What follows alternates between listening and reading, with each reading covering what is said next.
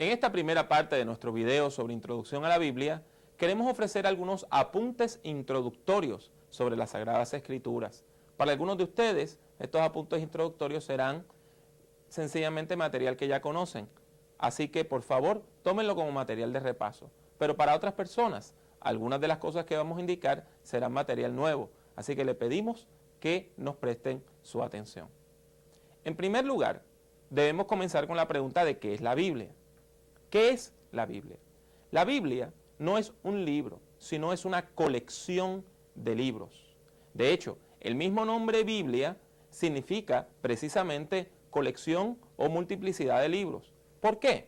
Porque la palabra Biblia viene del idioma griego. En griego, biblios quiere decir libro, pero la palabra Biblia quiere decir colección de libros o un grupo de libros. En este caso, nuestras Sagradas Escrituras contienen una colección de libros sagrados para la iglesia cristiana. Debemos notar que el Antiguo Testamento, como nosotros los conocemos, con sus 39 libros, es también material sagrado, es también sagrada escritura para el judaísmo. Claro está, el judaísmo no reconoce el Nuevo Testamento como sagrada escritura. La iglesia cristiana reconoce como escrituras sagradas tanto los 39 libros del Antiguo Testamento como los 27 del Nuevo. Debemos indicar que la palabra Antiguo Testamento, la frase Antiguo Testamento, es ofensiva a veces para algunas personas, porque da a entender que es viejo, da a entender que no sirve, da a entender que está pasado de moda. Cuando hablamos de Antiguo Testamento, básicamente lo que queremos decir es que precede a la venida de nuestro Señor Jesucristo. Sin embargo, hay algunas personas que prefieren llamarlo de otra manera. Algunas personas le dicen el primer testamento.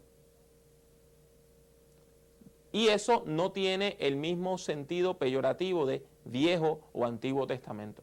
Hay algunos eruditos que prefieren usar la frase la Biblia hebrea cuando hablan de los primeros 39 libros que componen la Biblia cristiana.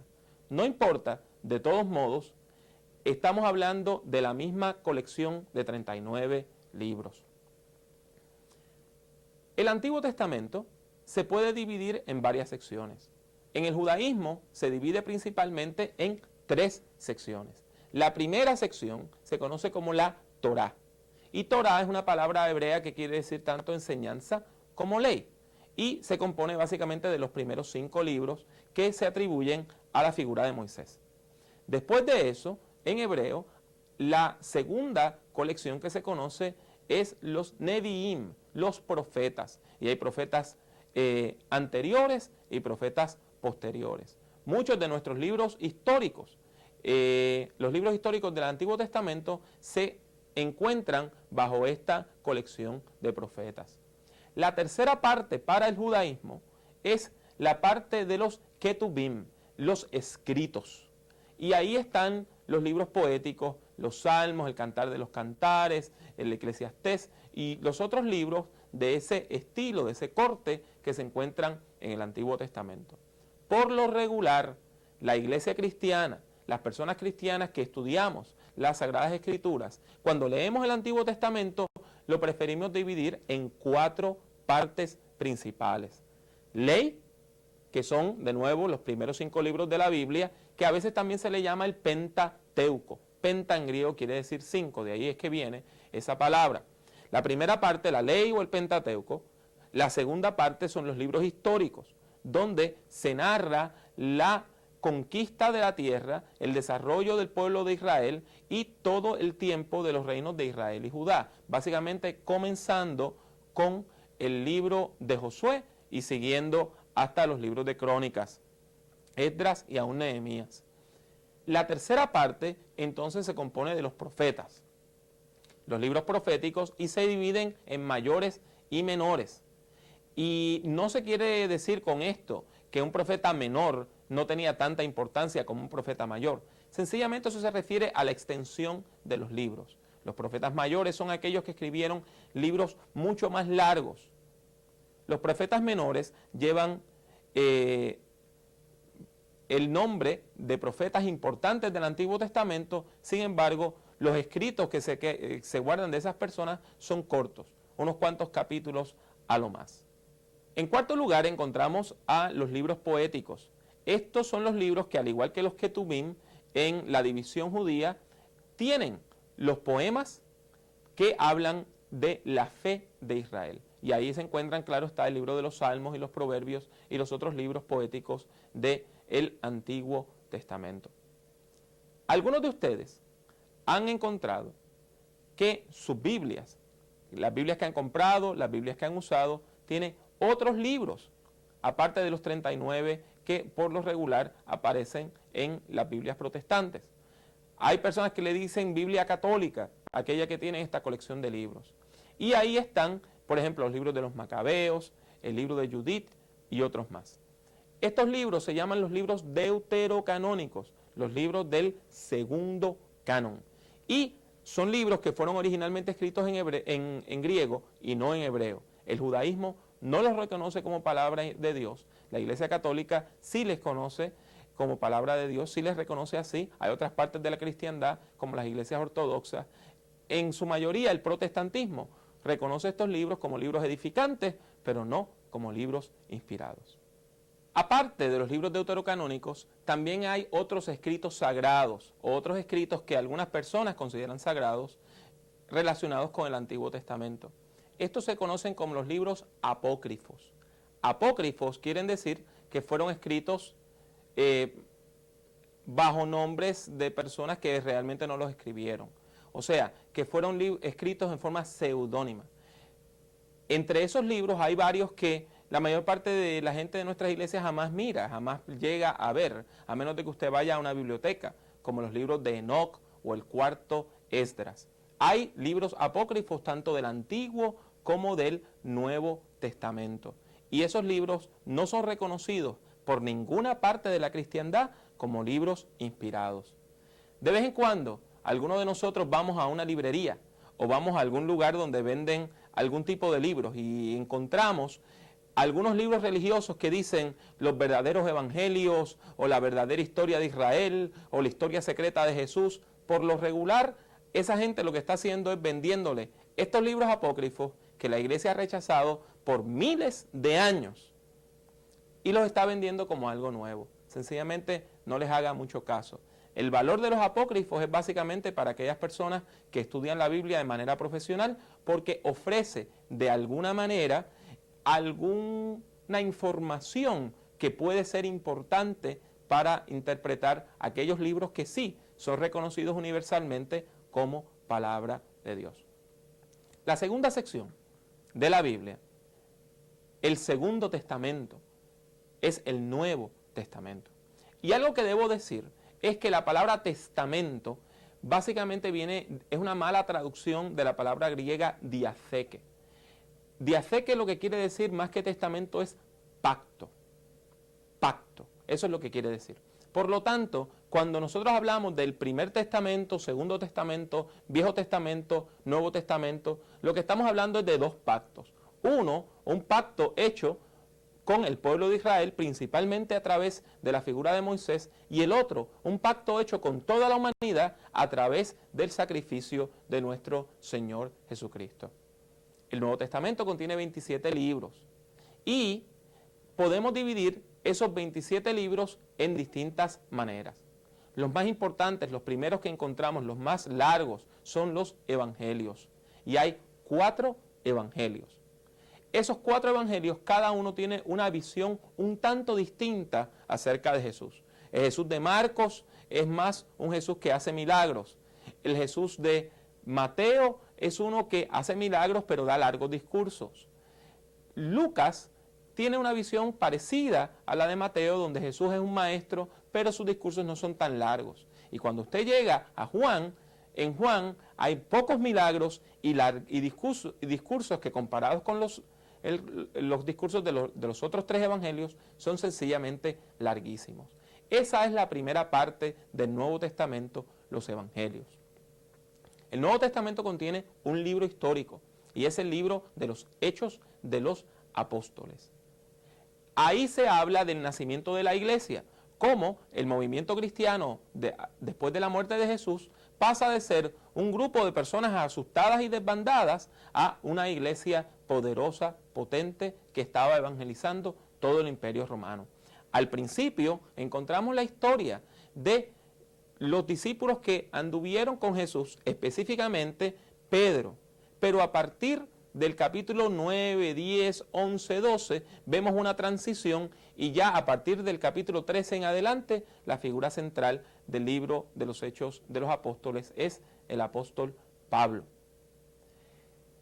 La tercera sección del Nuevo Testamento está compuesta por cartas, o a veces se utiliza la palabra epístola, que quiere decir precisamente eso, cartas. Estas cartas fueron enviadas mayormente a iglesias, aunque algunas fueron enviadas también a individuos. Y el propósito de esas cartas era doble.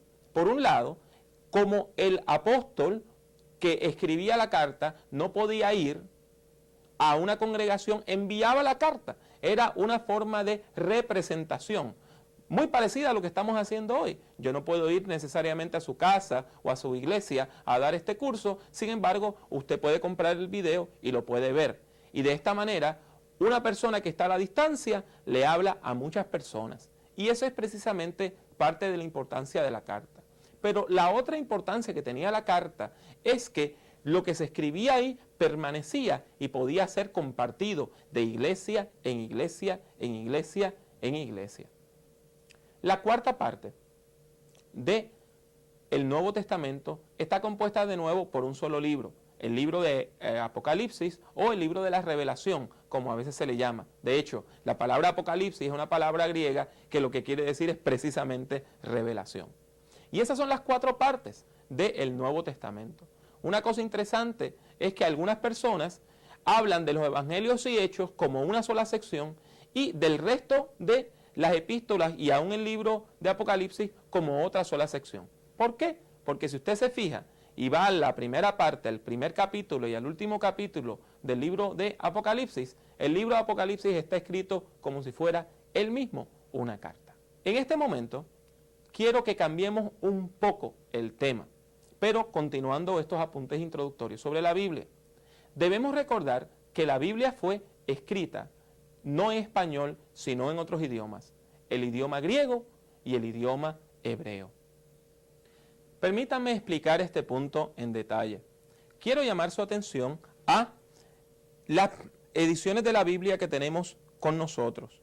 Aquí tienen una Biblia Reina Valera 1995, edición de estudio. Esta es una de las mejores versiones de las Escrituras disponibles en español. Está basada en una edición de la Biblia que casi todo el mundo protestante latinoamericano e hispanoamericano conoce, la Reina Valera. Pero es una nueva traducción y está en edición de estudio. Tiene magníficas notas y tiene magníficos mapas. Noten, sin embargo, que claro está en español. Pero les acabo de decir hace unos minutos que la Biblia no fue escrita en español, sino que fue escrita en otros idiomas. El Antiguo Testamento fue escrito mayormente en un idioma llamado hebreo, pero hay partes, secciones del libro de Daniel que están en un idioma parecido al hebreo, que se llama arameo, que de paso era el idioma que probablemente Jesús de Nazaret hablaba.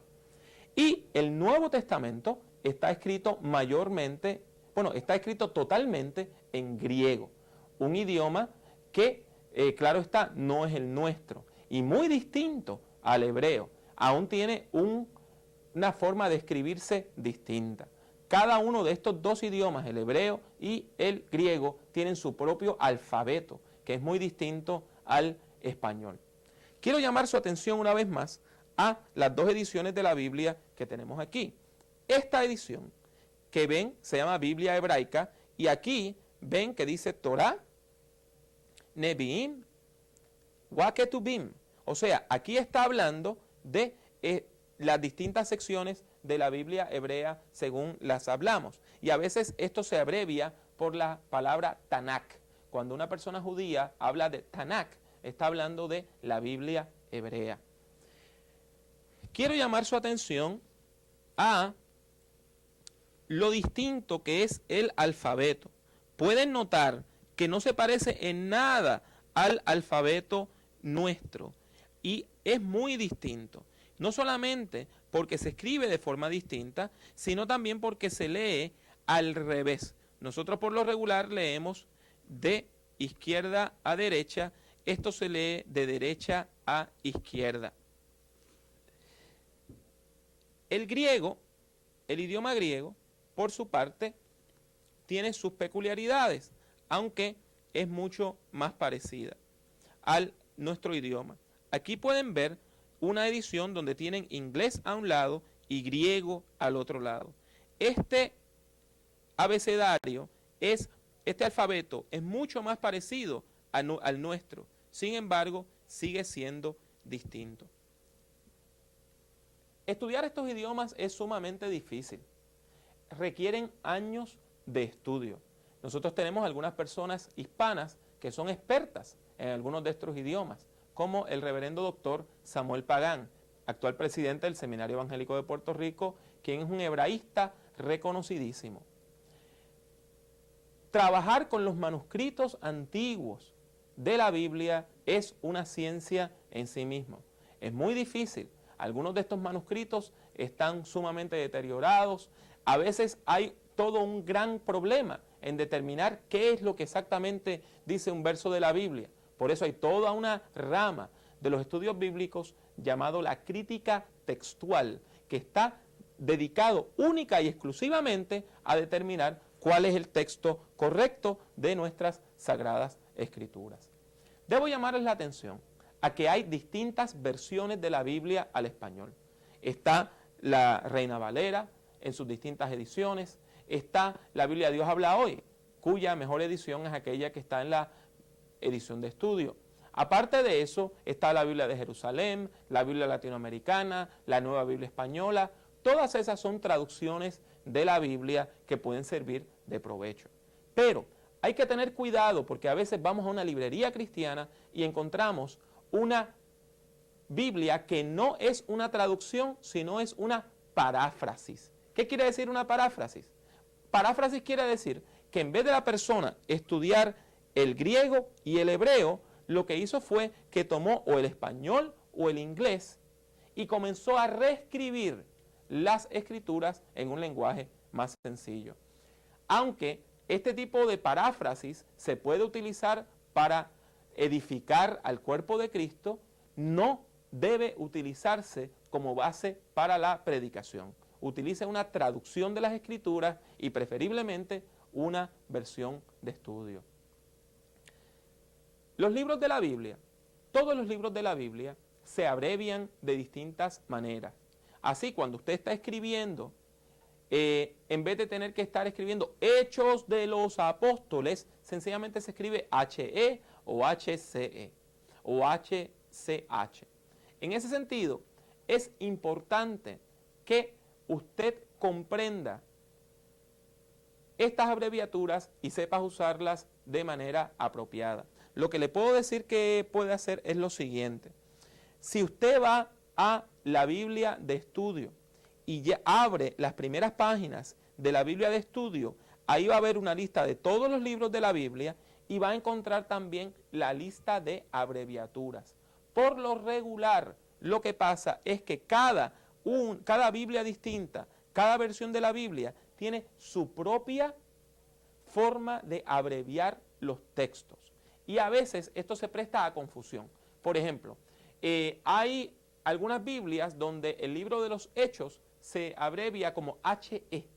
Y cuando usted lo ve, no sabe si es Hechos o si es la epístola a los Hebreos. Por eso es importante que usted y yo estudiemos las abreviaturas para utilizar la palabra de Dios en forma más efectiva.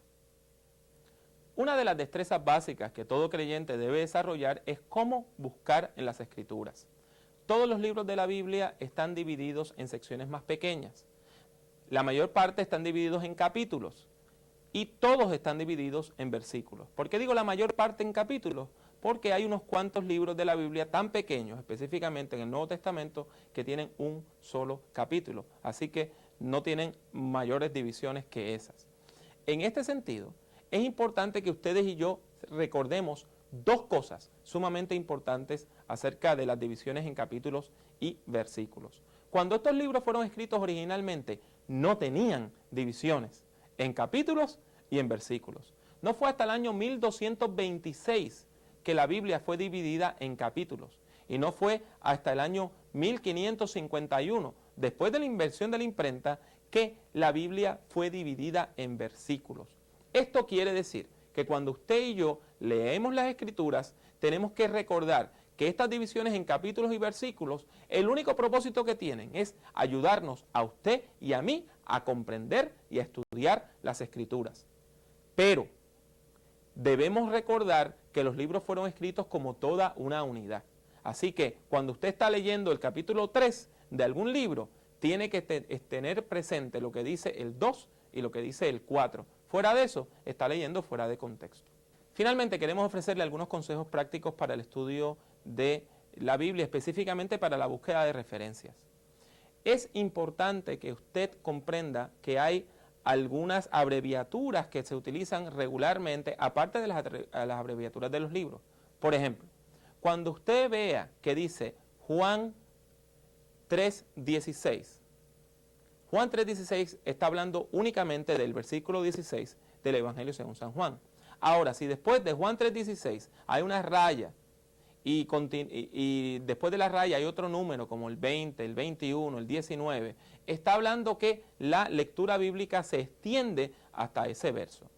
A veces después de la abreviatura, dice Juan 3:16, va a encontrar una S.